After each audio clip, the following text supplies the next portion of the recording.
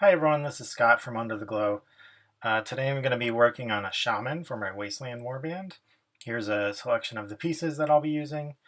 The body is a Bray Shaman model, which I'm not really going to be converting much on the body, except for changing out his face. I'm going to focus most of my time working on the banner that he's carrying. Um, so here I'm building the body. I am going to add a little bit of technology so that he sort of fits in the universe that the Wasteland Warband is part of. So on his base, I'm swapping out a rock he was standing on for this Tau drone piece, which is sort of crashed and is a bit of debris in the ground. So I'm going to destroy that drone, have it half submerged into the earth, and he'll be stepping up on that. So this shaman is going to end up being some sort of leader, maybe like a spiritual leader for this warband.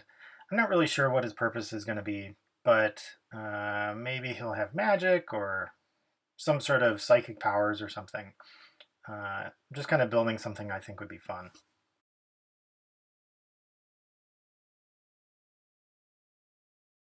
So here we have the head for the Beastman, and I'm going to give him this gas mask. It's a relatively simple splice between the two bits, but the angle of it was a little difficult to get right. I ended up going back and forth doing small cuts and revisions to get it to fit right. In the end, I end up green stuffing over the edges of the mask so its hood comes down a little bit further, and I think it looks pretty good.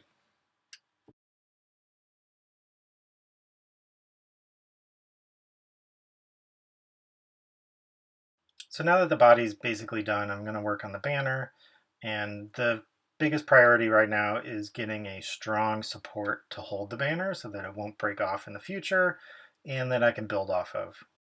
So this paper clip runs through both hands and the arm and will end up running all the way up into the top of the banner, which I'm trying to match up right here as far as how tall it'll end up being, and clipping through this banner, and I'm going to pin really far, almost the entire drill bit all the way in to the top of this banner, which is probably more than I needed, but I wanted to make sure it's really on there solidly.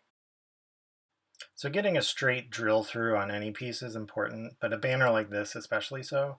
It's important just keep turning your piece left and right so that you can see if you're heading straight in both directions. And now I'm fitting the various pieces, trying to figure out how this is all going to fit together. And once I have an idea, I just go for it and start trimming this head, which is going to be the top piece. And these horns are going to fit right on that head with a little bit of trimming, but pretty much they go right on there, which is great. It's nice to have pieces that just sort of fit together.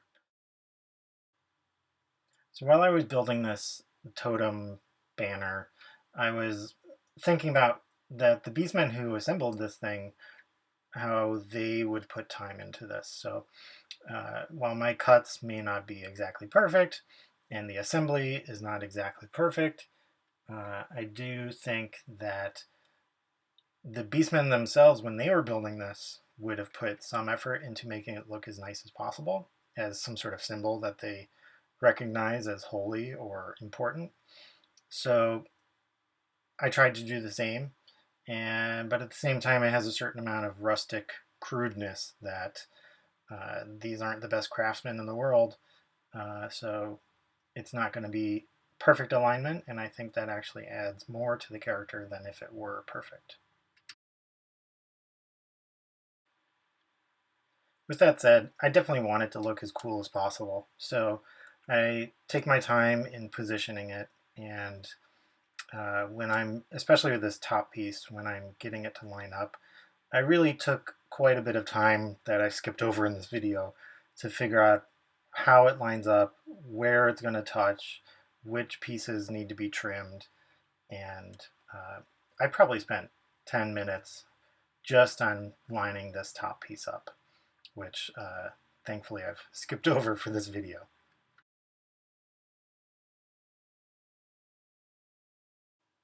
So these are the final pieces, which I'm going to add. A couple of these I end up not even using because there's just too many accessories. So this is just adding more string and more bones to make this banner feel more handmade, and trophies that the beastmen may have collected are added to it. And then this buzzard on top, which frankly was a real pain to get on there and wouldn't balance. So I end up using this flashlight, which I had nearby, just to hold it until the glue cured so it would stay upright. So here's our shaman, pretty much final. The last thing we're going to do is green stuff. There's quite a few gaps to fill, as well as some details to fix. First thing we're doing here is covering up the paperclip and covering up the bird feet so that they actually look like little feet.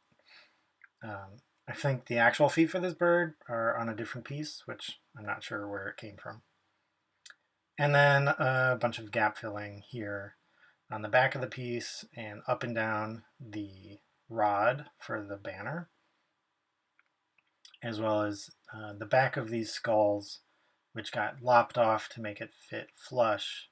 I'm just filling them in so that they look round and more like an actual skull.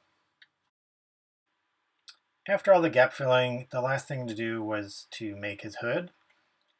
And I decided to basically rebuild the entire hood so that I could bring it down over his mask and it would look appropriate. It was a lot of green stuffing to get it smooth, but in the end, the hardest part was getting this sort of jagged yet defined edge of the hood, which I'm pretty happy with. So that's it, guys. The Beastman Shaman ready for the warband. I hope you like it. If you do, please like and subscribe, and there'll be more to come soon. Thanks. See ya.